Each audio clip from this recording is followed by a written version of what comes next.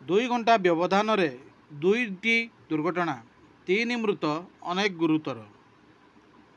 अशुभ शनिवार पालटिछि खंडहता पाई। गोटे परे गोटे दुर्घटना हेउछि खंडहतारे। 2 घंटारे गलाणी 3 जीवन। अनेक गुरुतर आहत होइतबा बेले वर्तमान बड़ खबर आसुछि। खंडहता पालटिला दुर्घटनास्थली 3 मृत होइतबा बेले पुणी बोलेरो घटाइला दुर्घटना। हाँ दर्शक बंधु, एभली किसी अभावनीय घटना देखा मिली। अनुगुल सदर थाना अंतर्गत खंडहता छकरे पुणी दुर्घटना। दुकान सामने पार्किंग होइतिबा 8टी बाइक को धक्का देबा सह गोटे विद्युत खुंट को बाड़ई देबा सह जड़े लोक को धक्का देला बोलेरो।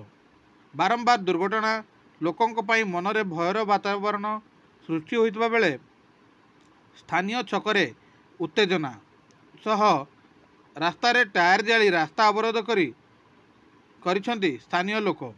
आहत होइतिबा लोकंकु मेडिकल निया जाइतिबा सूचना मिली।